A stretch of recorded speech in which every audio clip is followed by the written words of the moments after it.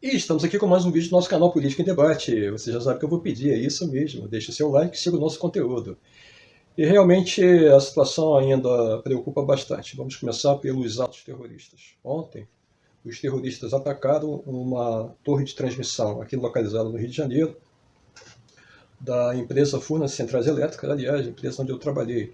E aí eles derrubaram essa torre de transmissão. Eles tentaram ainda atacar outras unidades. E por que eles atacaram essa e derrubaram essa torre de transmissão? Se você não conhece como é que funciona o sistema, ele é todo interligado. Então, você derrubando uma torre de transmissão num ponto-chave, você pode derrubar o sistema inteiro do país. Ou seja, a gente teria um blackout geral. Depois não querem que a gente chame aqui nos nossos vídeos, e aí como a imprensa também está se referindo a eles de terroristas. Né? Eles são terroristas e estão agindo como terroristas. Infelizmente, em um determinado momento, desde o segundo turno para cá, os militares fizeram vista grossa a isso.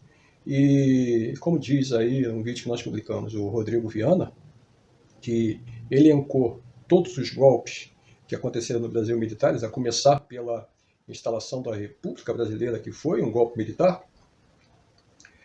Ele fala, então, que dessa vez agora, ao invés dos militares agirem ativamente, eles, na verdade, deixaram que aquela horda de bolsonaristas fizesse o que eles não quiseram fazer. E aí eles estariam lucrando duas vezes. Se desse certo o golpe, eles poderiam ser chamados, por exemplo, para colocar a ordem, né? E aí sabe-se lá o que poderia acontecer, surgimento de uma nova liderança.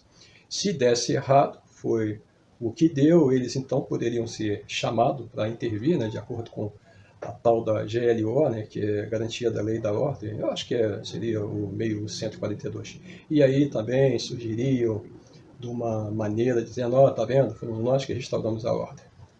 É vergonhoso, é realmente constrangedor você chegar à idade que eu tenho, mais de 60 anos, e ver que nada mudou nesse Brasil. Né?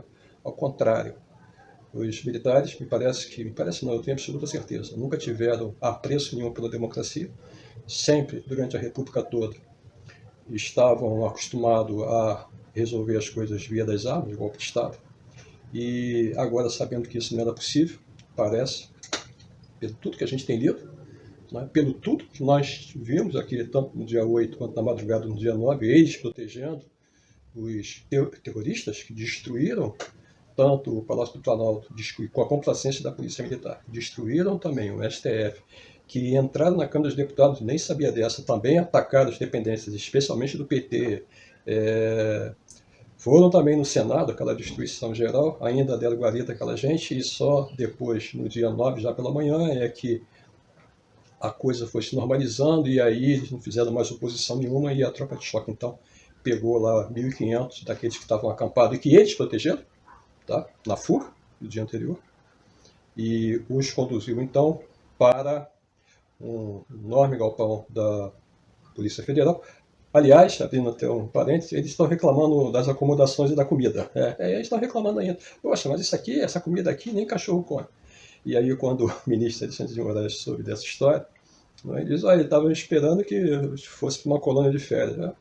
É isso, acho que eles queriam comer filé mignon, batata frita, um arrozinho branco, acho que era isso, né?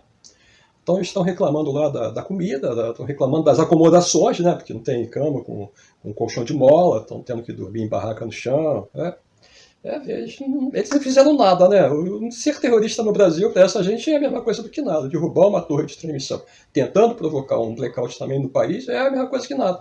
Atacar as refinarias também, tentando interromper o fornecimento de combustíveis ao Brasil, também, é tudo normal. Mas é revoltante e constrangedor saber que os militares, que são aquelas pessoas que eram uma das instituições mais respeitadas pelo povo brasileiro, fizeram esse papel, aparentemente sendo tudo verdadeiro, em total desserviço com o Brasil. Então, realmente foi muito triste, muito... Eu me sinto, sinceramente, dizendo para vocês agora que eu estava conversando com a minha esposa, eu me sinto extremamente entristecido, até broxado, saber que a gente não aprendeu nada, né, na realidade, enquanto povo brasileiro. Será que não é por uma dessas razões que a gente ainda, mesmo tendo essa nação desse tamanho, com 216 milhões já de habitantes, com um país continental com riqueza de toda a natureza. A gente ainda é uma economia do terceiro mundo, uma economia das mais desiguais do planeta. Será que é isso? É uma industrialização que foi totalmente destroçada, sem que ninguém fizesse absolutamente nada? Eu acho que é. Eu acho que é. Essas pessoas todas, elas de patriota, não têm absolutamente nada. De nacionalista, se tiver, isso já se perdeu há muito tempo.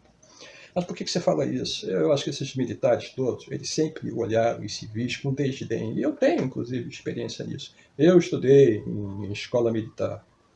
E lá, embora eu fosse uma pessoa graduada já, estudando numa instituição militar, eu pude sentir dos militares que o tempo todo era um olhar meio de superioridade, entende? Como se nós somos os melhores e os civis são o restante da sociedade. É assim que eles se comportam.